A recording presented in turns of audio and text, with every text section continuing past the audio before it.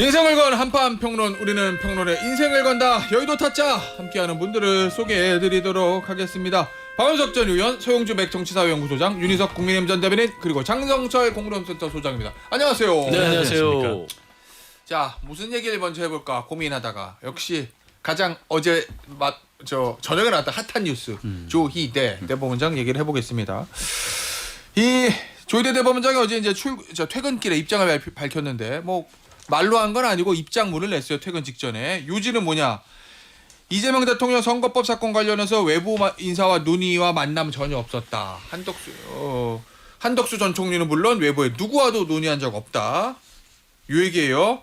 자, 그런데 민주당이 제기한 의혹은 조희대, 한덕수, 정상명 전 검찰총장, 김춘식, 김총식, 김건희 여사 모친의 측근, 그리고 이들과 네 사람이 이 네 사람이 만나서 조희대 대법원장이 이재명 사건을 알아서 처리한다 이렇게 얘기했다는 거거든요.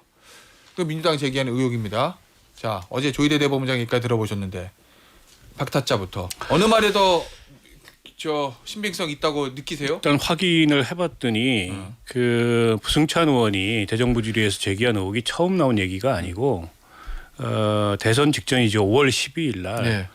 모 이제 유튜브 방송에서 믿거나 말거나 식으로 제보를 받았다. 그러나 이건 믿거나 말거나다 이렇게 의혹을 제기를 했던 거예요.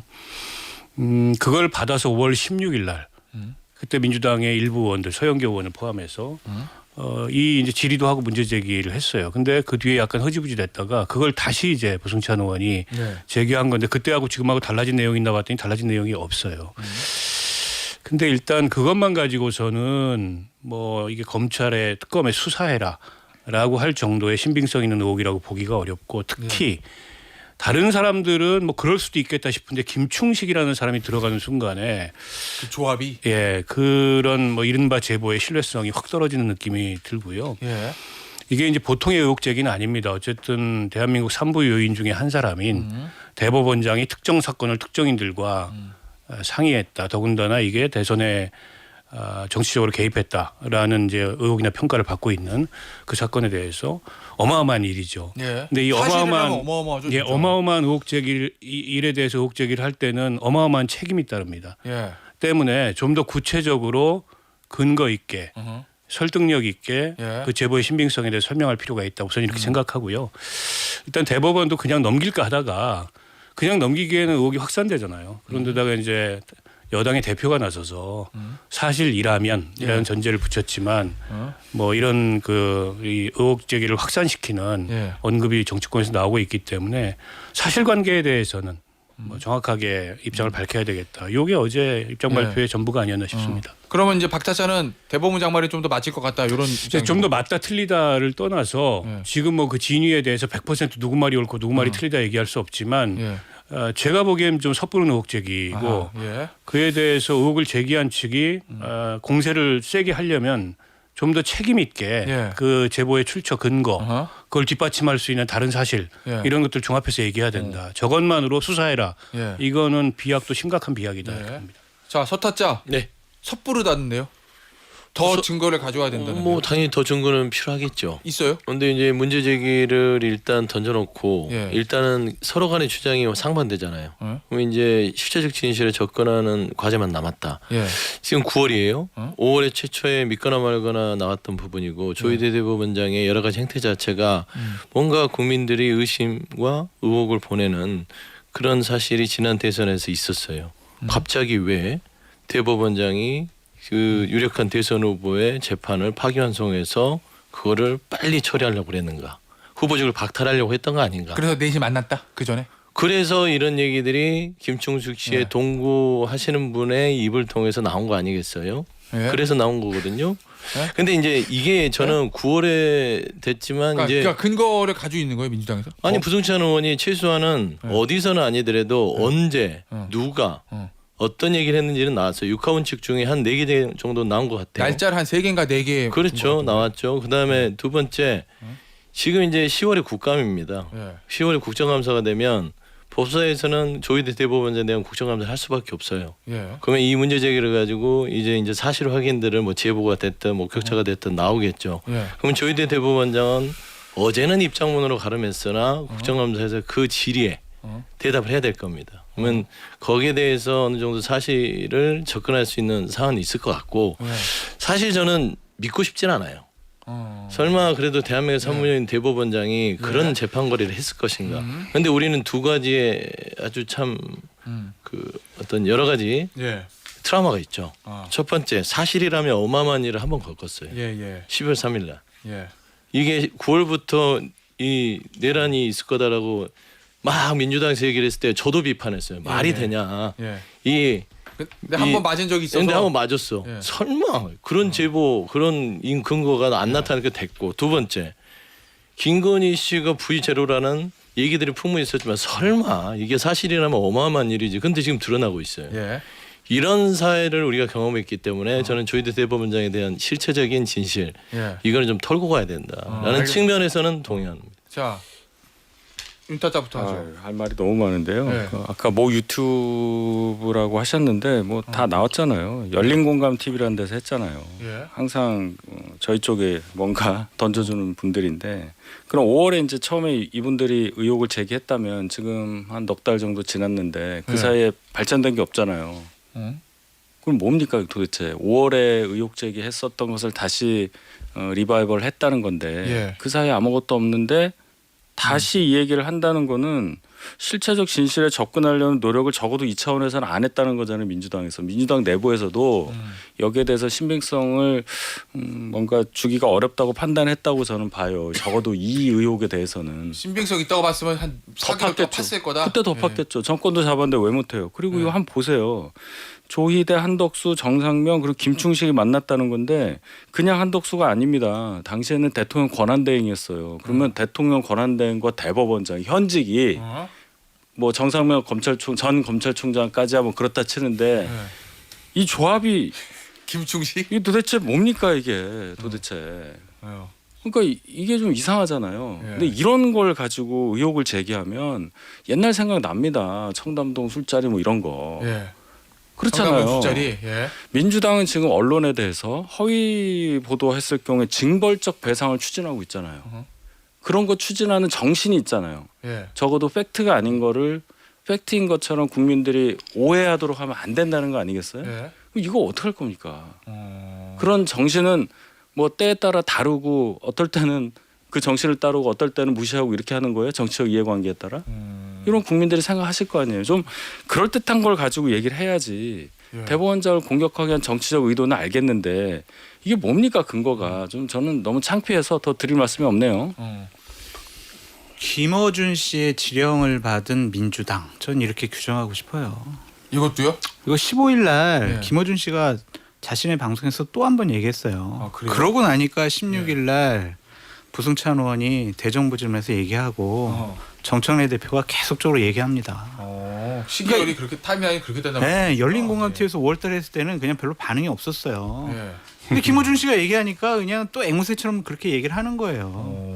그러니까 특정 유튜버가 띄우면은 집권 여당 당 대표 중요한 의원들 그분들이 다 나타나가지고 계속 의혹 제기를 합니다.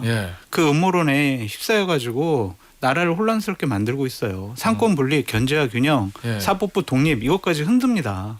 김어준 씨가 진짜 상황 아니냐 그렇게 판단할 수밖에 없어요. 그리고 김충식 씨가 이 자리에 있었다고 했잖아요. 본인이 아니라고 그랬어요. 사실이 아닙니다. 나 안 만났어요. 나 그런 것도 없어요라고 본인은 얘기했어요. 근데 민주당 무슨 의도를 갖고 계속 이렇게 의혹을 확산시킵니까? 서 소장님 이건 아닙니다. 아무리 생각을 해도.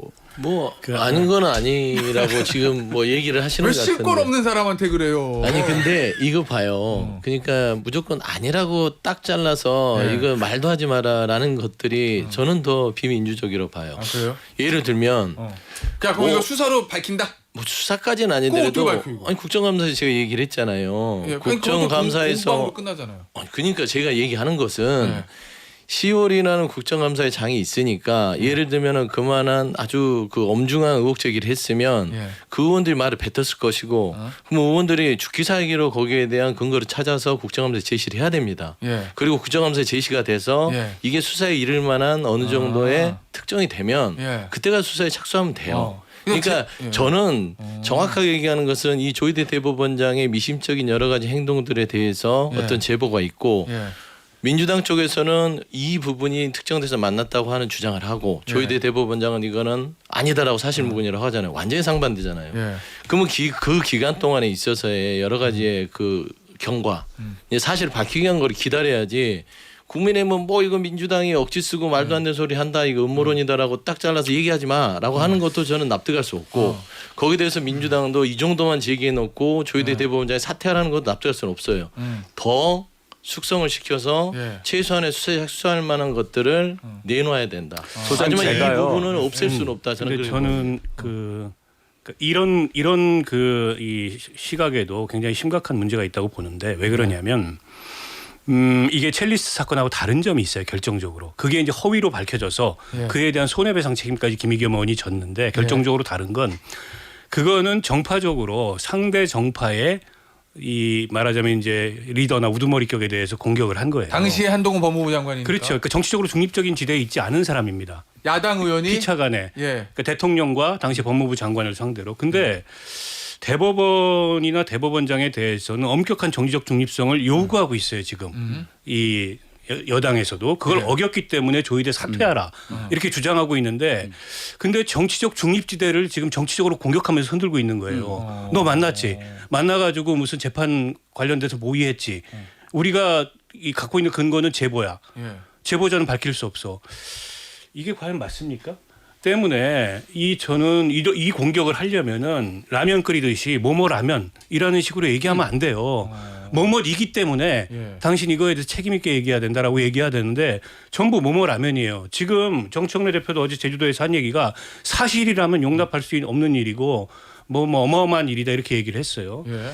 근데 다른 사람도 아닌 엄격한 정치적 중립이 서로 간에 지켜줘야 되고 요구되는 대법원장을 향해서 뭐뭐 라면이라고 식으로 공격하는 게 맞아요? 틀릴 건 없죠. 왜 그러냐면 대법원장이 정치적 중립성을 명확하게 지킨 사람인데 그 부분을 흔들었다면 이거는 민주당 입장의 입맛에 맞는 대법원장을 그 자리에 보내기 위해서 하는 것은 매우 부적절하죠. 하지만 조희대 대법원장의 지난 대선에서의 행위를 보세요. 그건 정치적 중립 어긴 거다. 어긴 거라고 하는 거는 우리 민주당이 주장하는 게 아니라 사실상 사법부 내부에서도 부장판사들이 끊임없이 제기했습니다. 어제도 송승근 중앙지법 부장판사가 얘기를 했죠. 글로 내부 게시판으로. 그러니까 조희대 대법원장에 대해서 법조계를 비롯한 많은 국민들이 전원합의체 판결 이 과정에 대해서 응분의 우려와 의심을 하고 있다. 비록 대법원의 입장에서는 수긍하기 어려울지라도 우려 의심을 해소해줘야 할 적극적인 책임과 의무가 있어서 조희대 대법원장이 이런 일을 알려줘야 된다. 그러니까 내부에서도 조희대 대법원장이 말하자면 사법부의 독립성, 중립성을 지켜야 될 그 위치에서 벗어남이 있던 거예요. 그러다 보니까 그 중립성에 대해서 민주당 문제 제기를 하는 거고 유일하게 사법부를 견제할 수 있는 게 입법부인데 얘기하면 안 돼요? 성역인가요? 자 그러면 여기서 질문. 조희대 대법원장은 물러나야 된다 아니면 계속 있어야 된다. 서타자는 짧게 답만. 물러난다 만다. 아니 물러날 근거가 드러나야 물러나는 거죠. 물러나는 건 자기가 물러나고 싶어. 아니 그거는 이제 본인의 결정이긴 한데 내부적으로 저는 사실상 사법부 내부에서의 어떤 자정 노력이 우선돼야 된다고 봅니다. 그러니까 지금 재판부 내부에서도 하급심을 하는 재판부장들이나 판사들이 조희대 대법원장에 대한 우려들을 많이 보내고 있어요. 그러면 조희대 대법원장이 과연 거기에 답을 하고 나서 그러니까 법원의 수장으로서의 그 위치에 있는 게 합당한지를 돌아보는 게 먼저 그런 말씀입니다. 아마 이 두 분은 왜 물러나냐 이런 입장이신 것 같은데. 왜 물러나요? 이거 없죠. 열린공간 TV에서 얘기하면 물러나야 돼요. 자 그러면 제가 윤타찬 이거 물어볼게요. 네. 여당의 이 조희대 대법원장에 대한 공세 이 진짜 목적은 뭐라고 보세요? 조희대 대법원장이 좀 그러니까 예를 들면 그 서타자 얘기한 것처럼 과거 일에 대한 문제 제기 뭐 그거 말고 또 다른 게 있다고 보세요? 앞으로도 조희대 대법원장이 무슨 일 할지 모르니까 조용한 시한폭탄이라고 생각할 거예요. 두려움?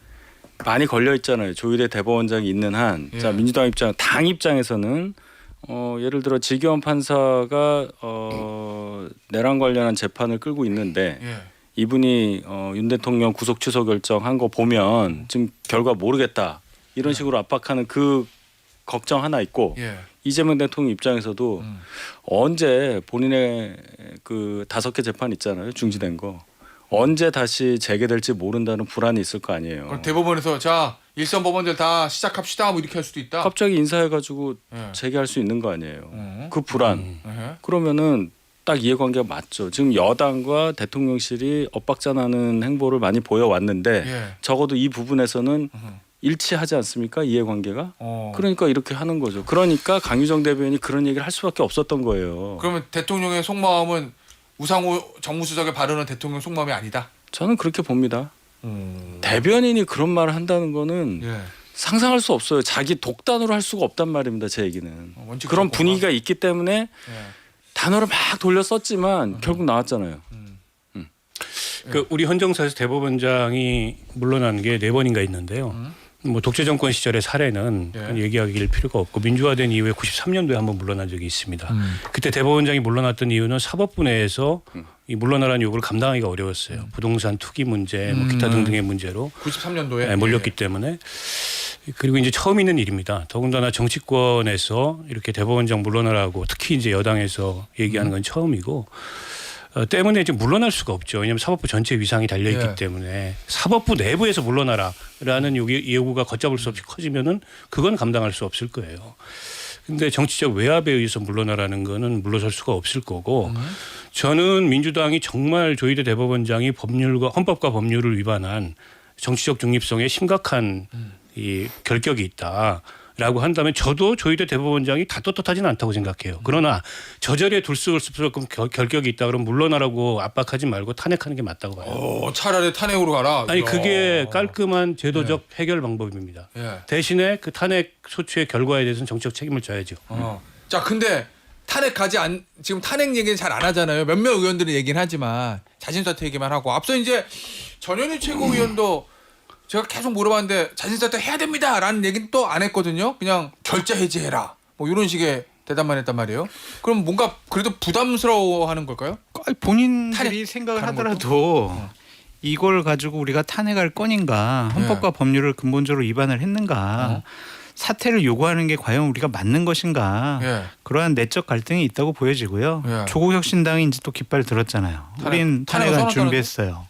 곧 발의할 거예요. 뭐 이런 식으로 얘기를 하고 있는데 제발 좀 민주당 김어준 씨에게서 좀 벗어났으면 좋겠어요. 제발 부탁드립니다. 이게 뭡니까 진짜.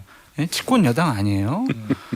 왜 실권 없는 사람한테 그래요? 아니, 저는 그 좀 더 심각해질 게 뭐 탄핵 요구는 처음 나온 게 아니고 그 판결 직후부터 나왔어요. 뭐 그렇게 주장할 수 있다고 생각합니다.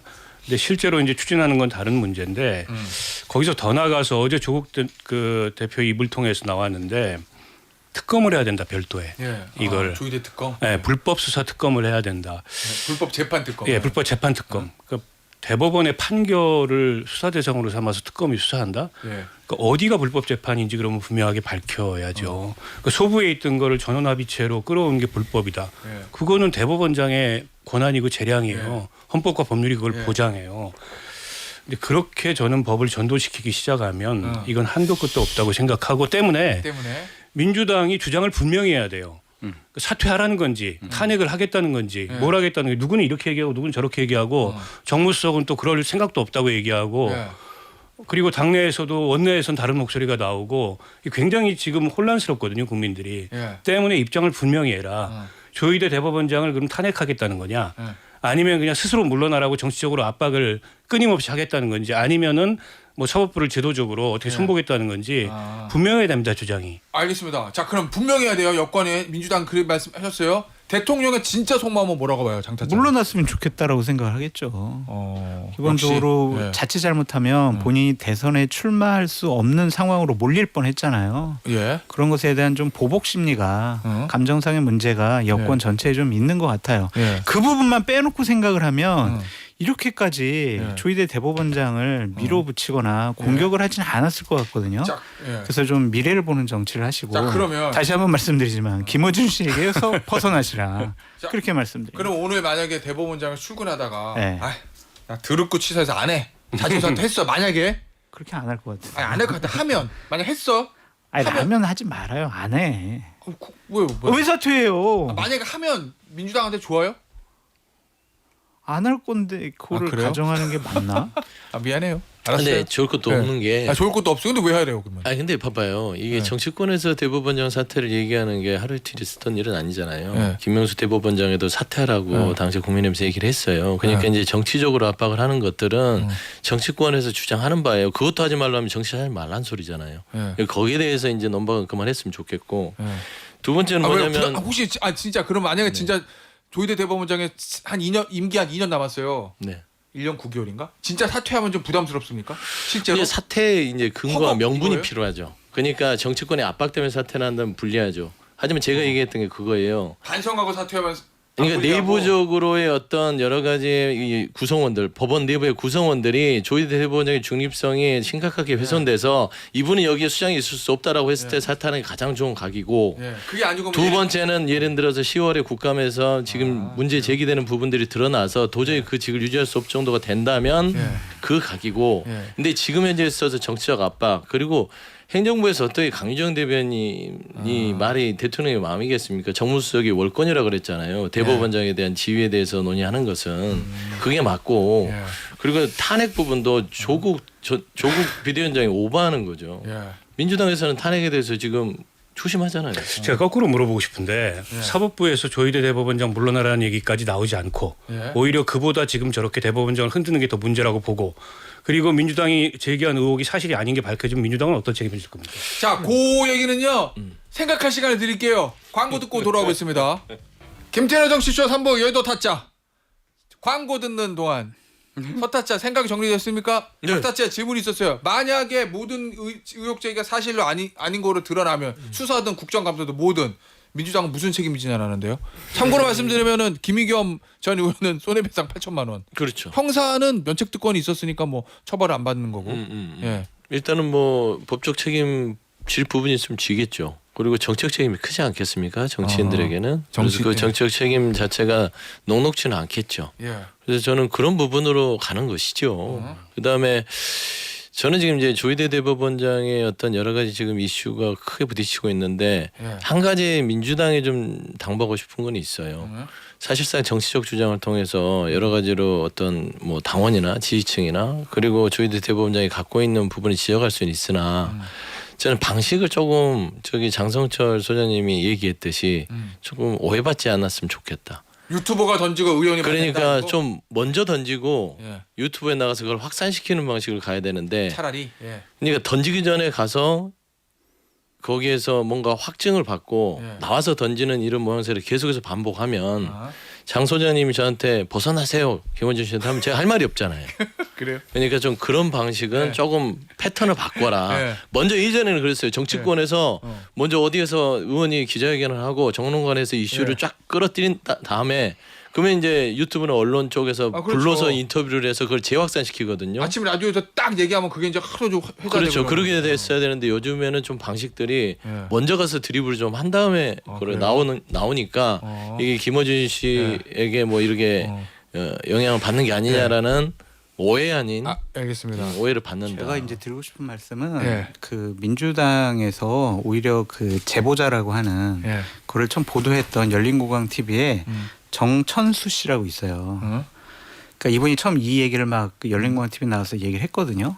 그걸 이제 MBC에서 받아서 하고 막 지금 확산된 건데 이분을 좀 먼저 조사를 했으면 좋겠다는 생각이 들어요. 그러니까 이분이 뭐라고 그 열린공감 TV에 나와서 뭐라고 했냐면 제보자다.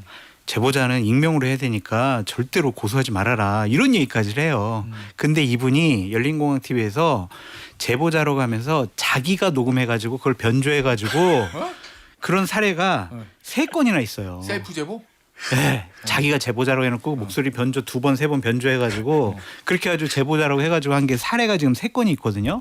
그러니까 이분이 본인이 그것을 녹음을 해가지고 변조해서 확인된 거예요? 이런 주장 추측이에요. 아니 조작 사례는 3건이 있어요. 다 제가 증거 자료는 다 드릴게요. 그러니까 저는 이분을 먼저 좀 조사했으면 좋겠다. 그런 생각이 좀 들어요. 민주당이 이런 정도 대법원장 물러나라고 할 만한 의혹을 제기하려면 적어도 장성철 소장님 같은 정보 정도는 갖고 이런 그렇지. 얘기를 해야 될 거 아니에요. 창원의 먹구름. 이거 알았으면 했겠어요 민주당에서? 근데 사실 창원에 못 끌어.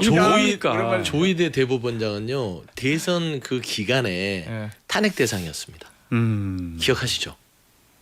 뭐요? 조희대 대법원장, 지기현 판사 이분들은 탄핵시켜야 된다. 지지자들이 대선 오고 와중에 지지자들이 지지자들이 하면서 민주당 내에서도 지금보다 더 이거는 탄핵해야 된다는 강성 의원들의 요구가 있었습니다.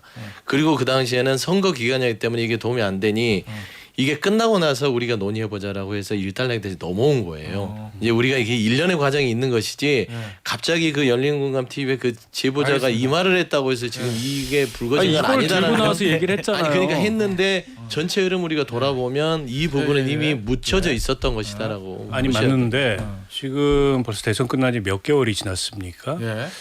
그리고 어쨌든 이 여권의 핵심 의제는 그동안의 검찰 개혁이었는데 검찰 개혁의 큰 가닥이 정리가 됐고 때문에 이제 사법 개혁으로 간다. 제도적 개혁 차원에서 그건 저는 뭐 그렇게 할 수 있다고 봐요. 거기에 대해서는 뭐 이의가 없습니다.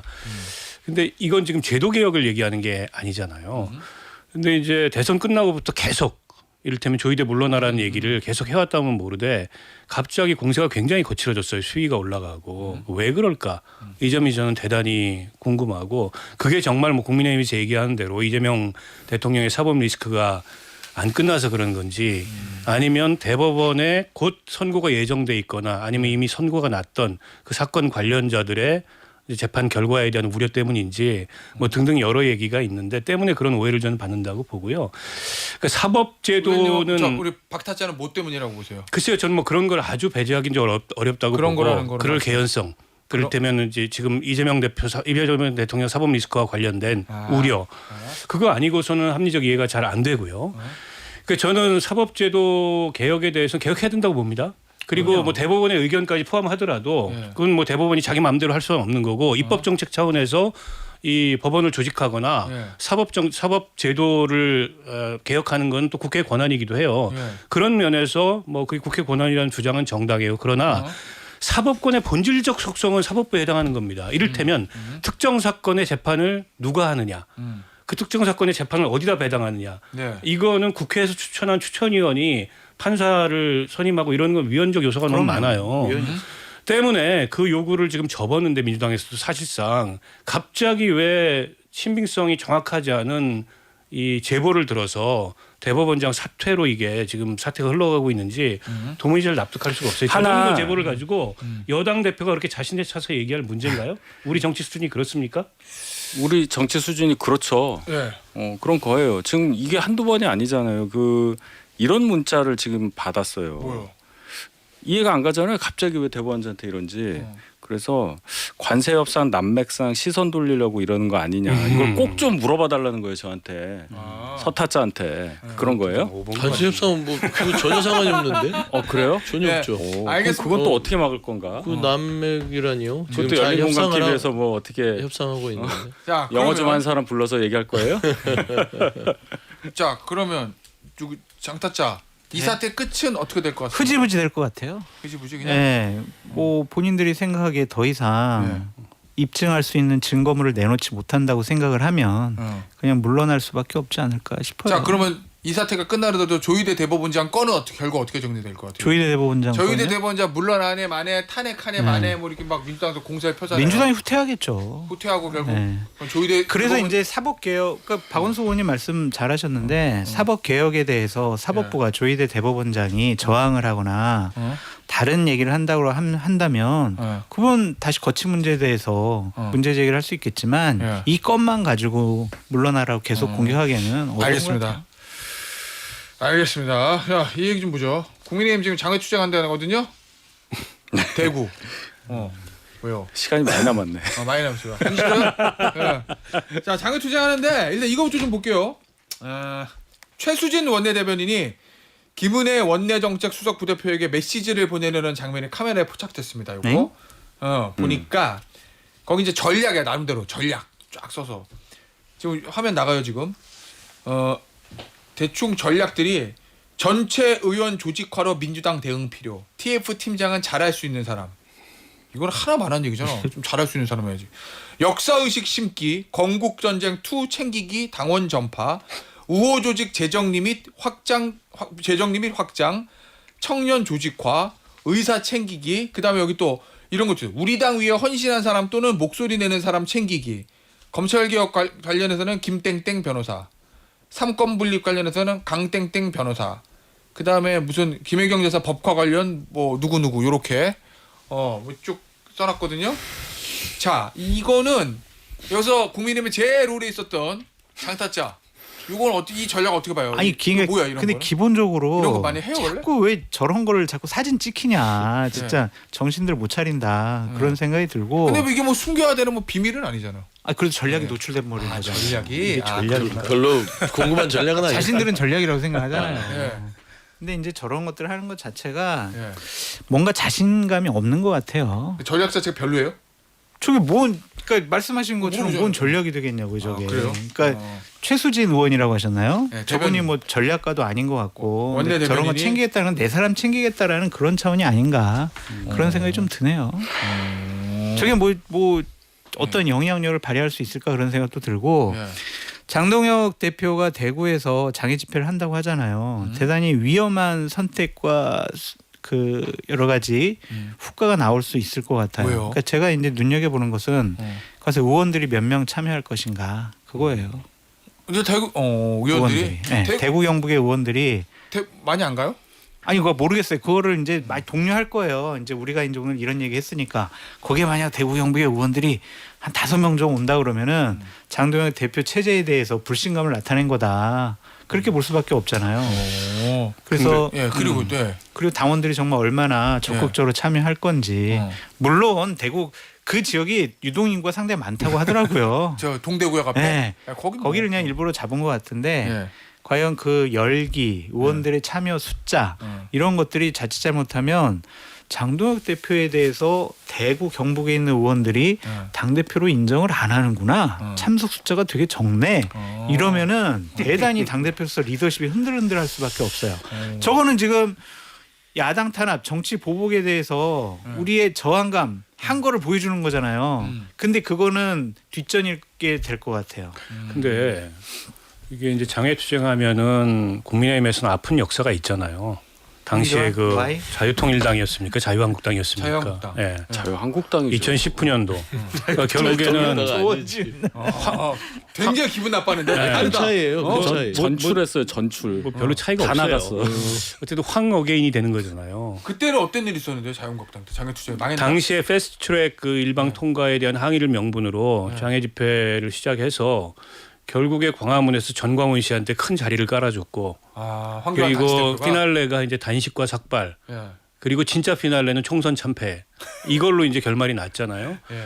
그 데자뷰가 아마 그 악몽이 떠오를 거예요. 지금 국민의힘에 특히 수도권에 좀 합리적인 원내위원장들 같은 경우에 내년 선거인데 지금 장애투쟁 시작해가지고 한겨울에 또 막 동원하고 나오라 그래서 나갔는데 결말이 총선 참패 이렇게 되면 그건 이제 교훈이 하나도 없는 거죠. 근데 지금 보면 장애투쟁난 저는 야당이 숫자가 작기 때문에 할 수도 있다고 봐요. 제한적으로 내지는 전술적으로. 근데 2019년도 상황을 보면 이게 한번 나가기 시작하면 그냥 그 자체가 목적이 돼버려요. 절제가 안 되는 거예요. 게다가 지금 국민의힘에서도 관련 없는 구호 피켓팅 이런 거 들고 나오지 말아라 했다는데 그게 통제가 돼요? 그래서 윤어게인 스탑 더 스틸 이런 거 막 나올 거예요. 그다음에 뭐 정광훈 같은 사람 나와가지고 하고 싶은 얘기 막 떠들 거고 또 현실적으로 동원하려면 그 사람들 오지 말라고 할 수도 없어요. 그러면 그 장동혁 대표가 생각하는 것처럼 그렇게 아름다운 그림이 되겠냐 저게. 이제 그런데다가 지금 저는 장동혁 대표가 지난 일요일이었나요? 연합뉴스 인터뷰에서 이제 한동훈이랑 같이 정치 못한다 이 얘기하고 윤석열 면회 신청했다가 면회 허가 안 되고 부산에서 최고위원회 여러 가지 센 얘기하고 대구 장애 집회하고 뭐 그림이 보이지 않아요?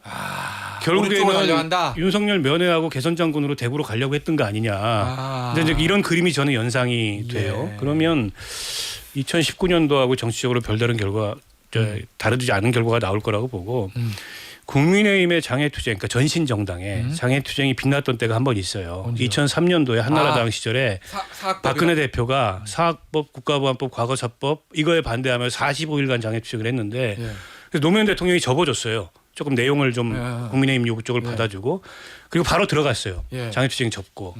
그때도 대형교회 이런 데들이 이해관계가 있기 때문에 나왔지만 지금처럼 그 비상식적인 구호 이런 건 등장하지 않았거든요. 그러니까 장애투쟁은 그렇게 해야 되는 거예요.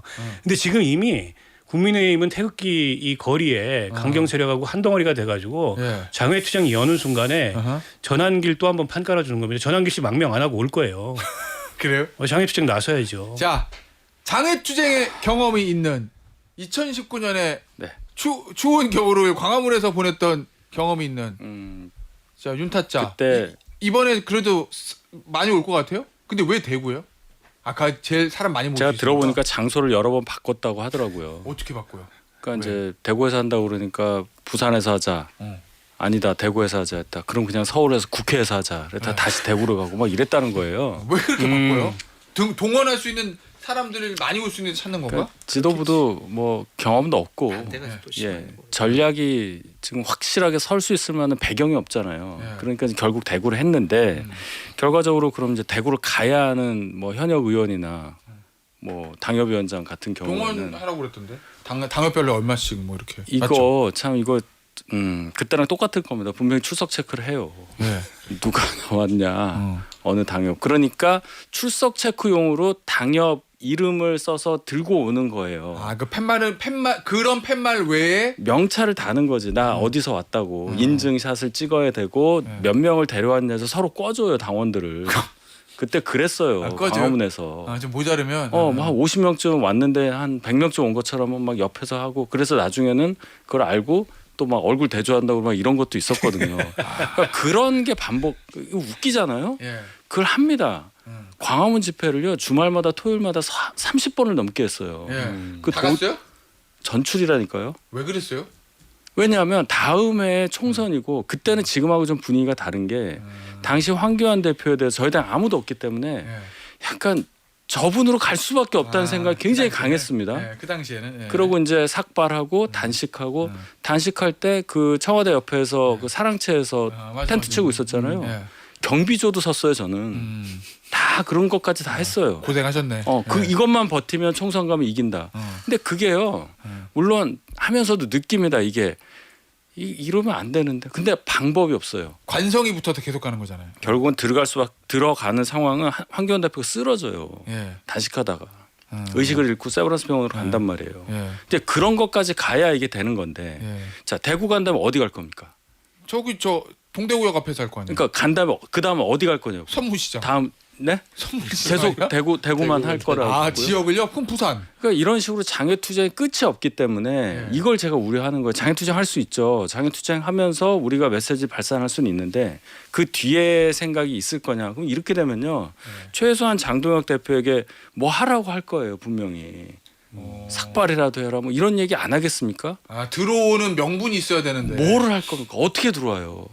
저는 그게 걱정되는 맞아요. 거예요. 저도 걱정이에요. 근데 민주당은 장애투쟁 많이 해봤잖아요. 민주당 걱정이나 하세요. 민주당은 별로 걱정할 건 없어요. 열린공감TV 걱정하세요. 180석이는 있는데 죄송합니다. 밖으로 나갈 일은 없을 것 같고요. 사실 이제 장애투쟁을 저도 정당하면 있으면서 많이 해봤는데 예. 제일 중요한 거는 장애투쟁에 동인이 있어야 됩니다. 그럼 민심이 안 버텨주면 가서 헛고생하는 거예요.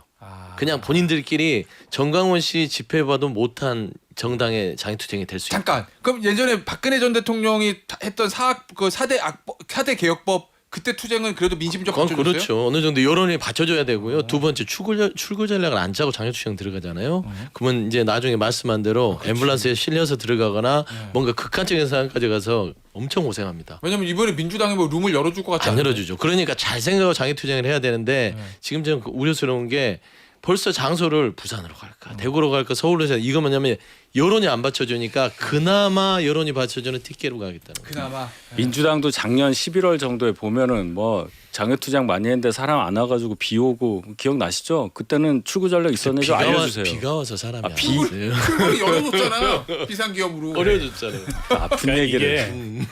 그 이번 장애투쟁의 출구가 예. 국민의힘의 비대위가 될 수도 있어요. 오? 피날레. 네? 네?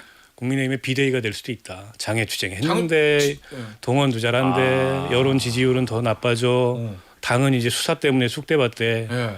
그러면은 장동혁 지도부로 계속 갈 수 있겠냐 이런 얘기가 나올 수도 있죠. 근데 뭐 정기국회가 열리고 있으니까 정기국회에서 뭐 상임위 활동하고 뭐 대정부 질문도 하고 뭐 그러면서- 국정감사하고 근데 주말에 내려갈 거 아니야. 장애 집회 좀 그만합시다. 이제 의원들이 그럴 거 아니에요. 그럼 한다라고 말해요?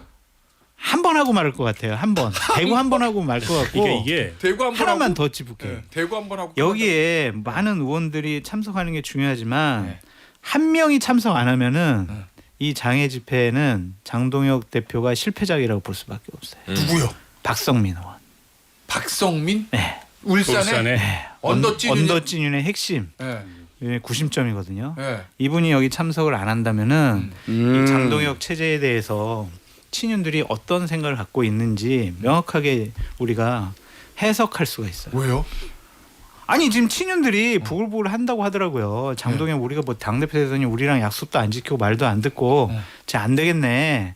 지방선거 지방선거 끝나면 어차피 또 그냥 날아갈 거니까 그냥 우리 당대표로 인정하지 말고 그냥 어떻게 하는지 지켜보자 이런 분위기라고 하더라고요. 아니 취재에 그런 의하면. 친윤들은 무슨 대안이 있어요? 없어요. 저는 그 친윤이라는 사람들도 여전히 그러고 있다면 친윤에 정말- 대한은 우리말 잘 듣는 사람을 내세우자. 아니, 그러니까 정말 한심한 거지. 잠깐 저 궁금 여기서 그냥 겉에서 보기에는 장동혁 대표나 친윤이랑 별 차이 없는 것 같은데 뭐를 말을 안 듣는다는 거예요? 뭘 더해야 말 듣는 거예요? 불만이 뭡니까? 네. 그냥 패널 인증제 한다고 그러고 뭐 그거 다시 한번 취재해 볼게요. 한전 그냥 아니 내가 궁금한 건 한전 대표랑 같이 못 하겠다 했고 패널 인증제 한다고 그러고 윤석열 전 대통령 면회간다고 그러고 뭐 이랬거든요. 뭘 더해야 말을 듣는 거야? 뭔가에 처음부터 저 사람이 처음부터 우리 말 안 듣네. 본방불가에서 얘기해요. 인사가 아닐까요? 그럴까요? 본방불가에서 인사 얘기해. 이거 인사 문제일 것 본방불가에서 같은데. 얘기할 거요? 예, 아니요 궁금해서. 부글부글한데요. 아 그래요? 그럼 박성민 의원 갈것 같습니까? 안 할 거? 안 갈 것 같습니까? 안 갈 것 같아요. 아 진짜? 네, 지금 분위기상은 안 갈 것 같습니다. 그걸 한번 지켜보십시오. 근데 파문 이런 거요? 우리가 또 얘기했으니까 갈 수도 있겠죠. 근데 지금 현재 분위기는 그냥 내놓은 자식이라고 생각하더라고요. 내온 자식? 야 이거 뭔가 심화버진 있을 것 같습니다. 저희가 이제 여기서 여덟 마무리하고 야. 9시 5분부터 본방불가 시작할 건데 제가 봤을 때는 10분 동안 장타짜가 또 어마어마한 취재를 해올 거예요. 뭐 하라고 해올 했죠? 거잖아. 지금 박성민 의원실에 전화할 거잖아요. 그거 취재할 거면서 그래. 가냥 여덟 타짜는 여기서 마무리하고 이 네 타짜는 본방불가에서 다시 만나겠습니다. 박성민 의원실에 전화하고 들어오세요. 장 대표. 가냐 안 가냐 물어볼게요. 그거 물어보고 오세요. 알겠습니다. 여덟 타짜는 여기서 마무리. 본방불가 9시 5분에 시작합니다. 감사합니다. 감사합니다.